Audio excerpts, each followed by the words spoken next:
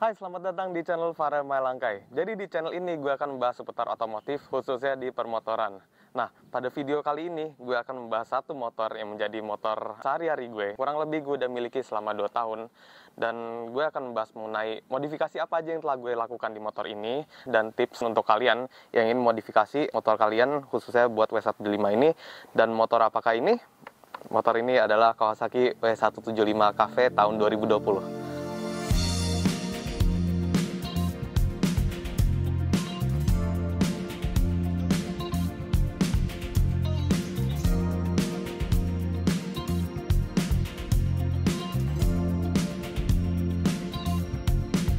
Di era gempuran motor-motor sport dan motor-motor matic, Kawasaki melihat adanya minat konsumen akan ketertarikan dari motor bergaya retro.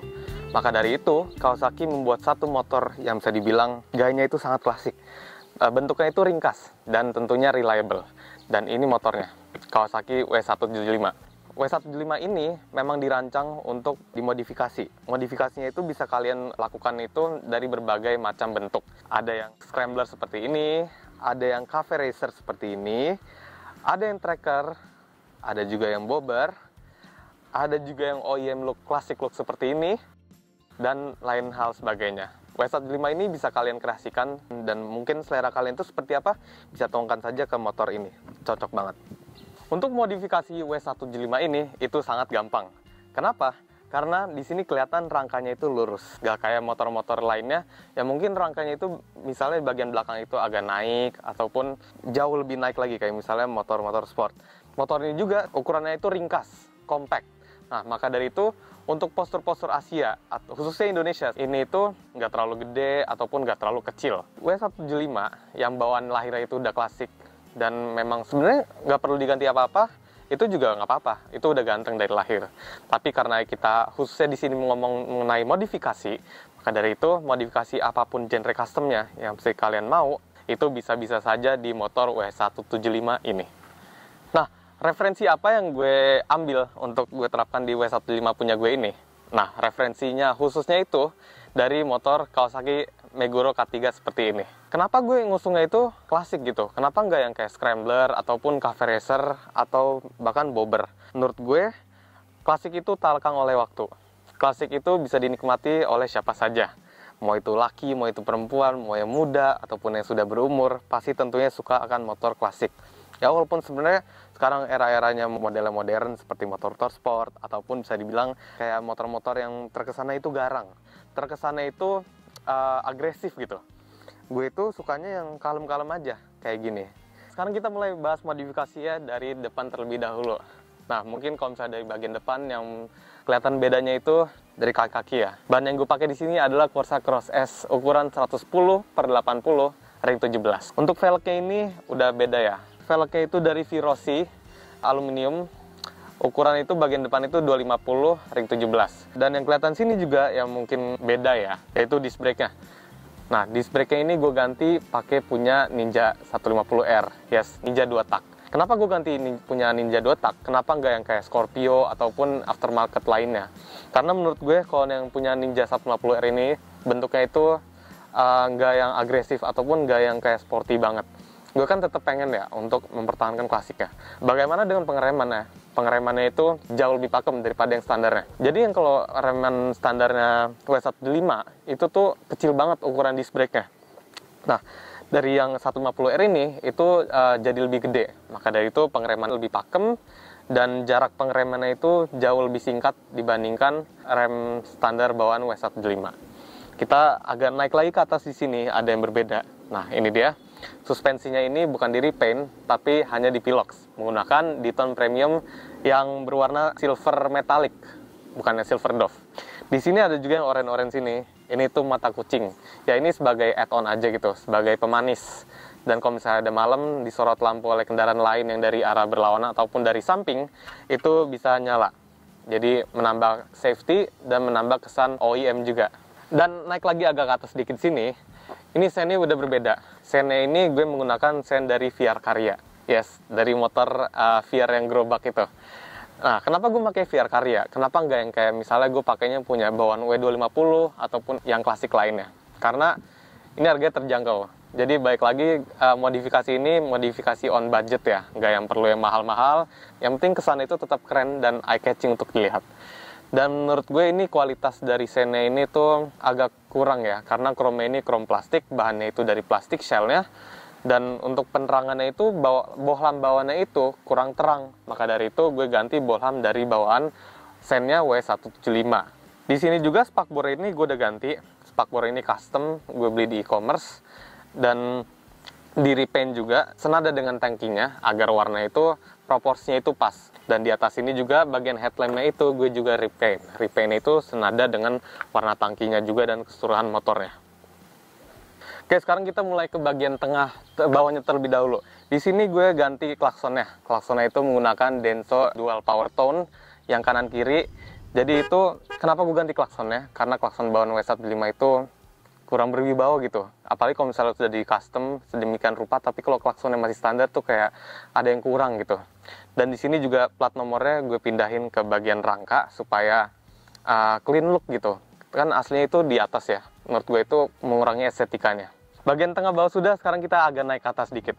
Nah, di atas ini mungkin yang paling kelihatan berbedanya itu yaitu stang. Stang di sini gue menggunakan stang British. Jadi stang British ini dia tuh naik, tapi lekukannya agak turun ke bawah dikit. Nggak kayak camar, yang camar tuh naik tapi dia rata kan, kayak gini. Kalau camar tuh kalau British tuh agak ke bawah dikit. Stang ini gue pilih warna chrome agar perpaduan warnanya itu pas, proporsional. Dan tinggi stangnya ini tuh 18 cm. Jadi untuk riding positionnya itu jadi lebih nyaman tentunya. Di sini apakah kalau misalnya ganti stang yang lebih tinggi itu harus ganti kabel rem ataupun kabel kopling ataupun kabel gas? Ya, di sini gue tuh gantinya kabel kopling dan kabel remnya saja ya. Karena kalau kabel gas itu panjang itu masih pas, masih bisa dipakai seperti ini. Untuk kabel koplingnya itu gue menggunakan kabel kopling dari VR Karya. Panjangnya itu jauh lebih pas ya. Kalau menggunakan kabel kopling seperti KLX ataupun yang lainnya, itu tuh jadinya kabelnya tegang kalau misalnya dibelokkan stangnya kiri ataupun kanan. Makanya kalau VR ini tuh panjangnya lebih pas. Dia itu kalau nggak salah panjangnya kurang lebih 120 cm. Gimana dengan kabel rem ya? Kalau kabel rem ya, gue di sini menggunakan kabel rem dari VND. Sebenarnya kalian bisa sih menggunakan kabel rem universal lainnya, asal pun panjangnya itu di atas 90 cm. Karena di sini gue udah menggantikan disc brake yang lebih gede, jadi itu kabel remnya agak ketekuk dikit, tapi itu masih nggak apa-apa. Di sini yang berbeda lagi yaitu spionnya. Karena referensi gue tadi yang dari Kawasaki Meguro K3 seperti ini, ya kalau misalkan kalian lupa, nah bentuknya itu kan kotak ya, klasik gitu. Gue juga pilihnya warna chrome agar senada dengan warna yang gue pilih di sini. Kenapa nggak pakai spion kayak bawaan dari W250, Estrella ataupun W800 kayak gitu? Karena baik lagi ya, harganya itu mahal. Dan di sini gue menyesuaikan budget modifikasinya itu masih di bawah ya 10 juta lah, masih yang terjangkau bisa dibilang. Kita agak bawa lagi dikit di sini untuk kenyamanan genggamnya. Di sini hand gripnya gue ganti menggunakan aftermarket bentuknya Suzuki A100. Di sini tuh teksturnya itu lembut, nyaman juga untuk digenggam, dan dia tuh berteksturnya kayak gini, nggak yang rata seperti hand grip pada umumnya, tapi dia tuh agak nonjol bergerigi-gerigi gitu. Oke, tadi bagian sektor stang itu sudah kita bahas. Sekarang kita agak ke tengah lagi di sini, pas proporsinya kayak gini. Ya, di sini tangkinya itu model bawaan W175 yang bentuknya itu teardrop. Gue tetap pertahankan, gue gak ganti tangki seperti apapun, karena bentuk standar dari tangkinya ini itu sudah sangat oke. Dan di sini tangkinya itu yang sudah kelihatan beda yaitu dari warnanya. Yes, warnanya sini gue udah repaint. Repaintnya itu di Iwan Gondrong Custom. Dan repaint ini berwarna gunmetal grey.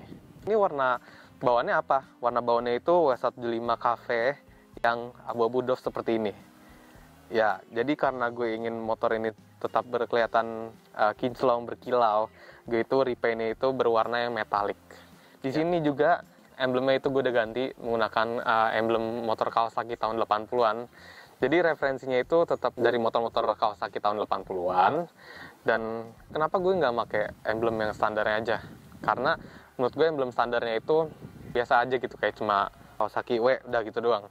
Bagian tengah tangkinya sini itu ada detailing stiker ya dari Gashakon.co.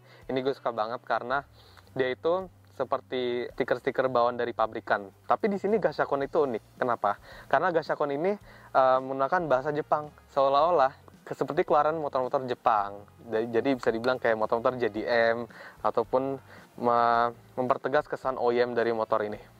Nah, di sini juga ya, di sini gue nambah stiker Moon Eyes ya. Ini cuma ya aksesoris aja lah, kayak detailing kecil-kecil aja.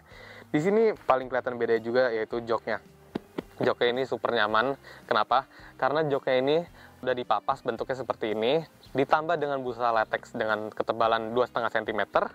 Kemudian sarung joknya ini gue ganti menggunakan sarung jok dari MBTEC Camaro.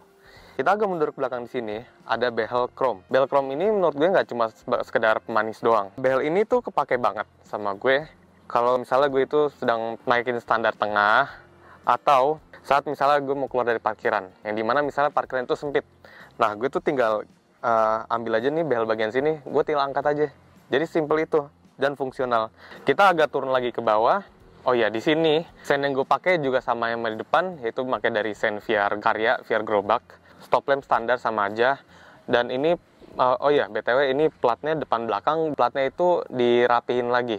Makanya jadi tampilannya itu clean look lah. Kita bawa lagi sini.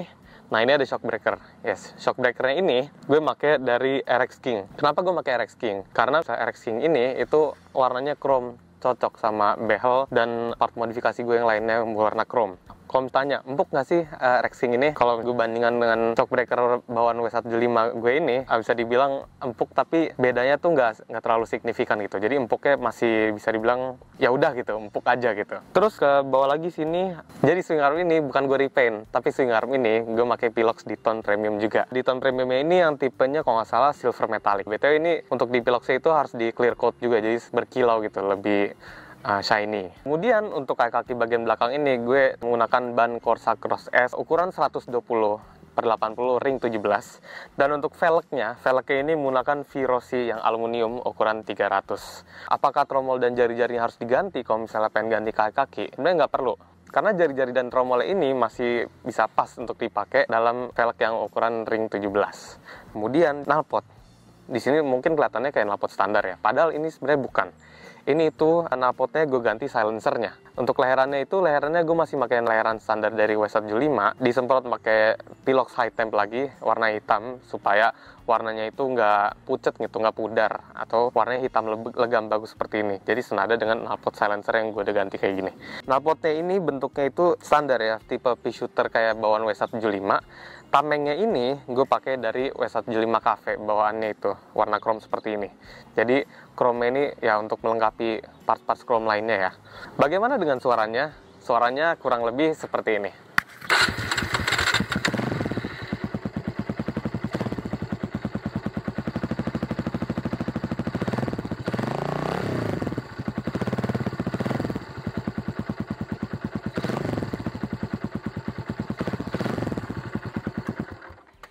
Suaranya tuh sesuai dengan selera gue. Gue maunya tuh knalpotnya yang kalem, knalpotnya tapi tetap ngebas, tetap ada suaranya. Nah, untuk bagian belakang sini, dari bagian sisi kiri sini, gue tambahin juga stiker dari Gashakon.co. Nah, di sini tuh untuk informasi rantai, informasi tekanan ban itu dalam bahasa Jepang. Kesannya motornya itu ya kayak motor JDM gitu, keluaran Jepang beneran. Untuk yang terakhir, menurut gue ini modifikasi yang paling berguna, paling fungsional. Apa itu modifikasinya? Modifikasinya adalah ini.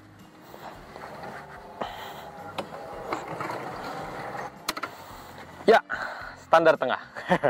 Jadi standar tengah ini, gue tuh belinya tuh yang kayak, wah gila ini modifikasi kepake banget gitu. Ya bukan berarti semua part-part sini nggak kepake ya. Tapi tuh gue paling puas gitu loh untuk beli part yang ini. Kenapa? Karena satu, standar tengah ini memudahkan gue buat pengen melumasi rantai. Ini tinggal diputer aja tuh. Gue tinggal lumasin atau gue tinggal sikat aja. Kemudian yang kedua, gue kalau misalnya pengen ngebenerin sesuatu atau enggak gue pengen kayak mau foto atau mau video kayak gini, itu tuh enak gitu keangkat kayak gini. Dan yang ketiga itu saat gue sedang mencuci motor.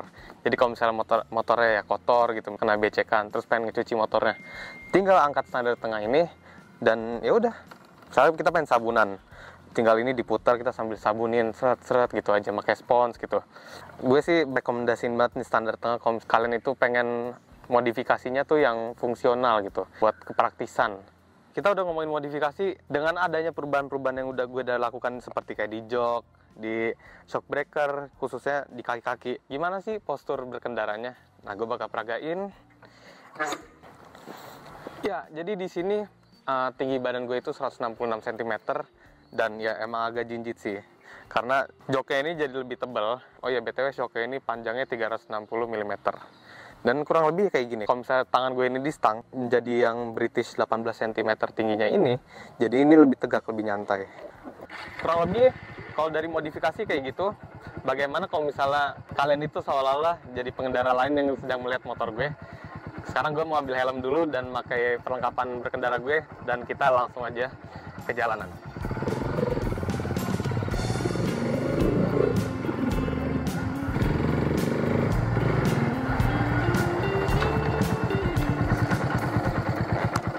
Oke, sebelum jalan-jalan dan kalian itu POV jadi pengendara lain lihat motor gue mau ucapin thank you yang udah nonton video ini. Jangan lupa untuk like video ini, berikan komentar, dan tentunya subscribe ke channel ini. Untuk next vlog, mungkin gue akan membahas mengenai owning experience dari motor ini, karena gue udah memiliki motor ini selama 2 tahun, dan mungkin plus minusnya, dan menyimpulkan apakah worth it memiliki motor ini.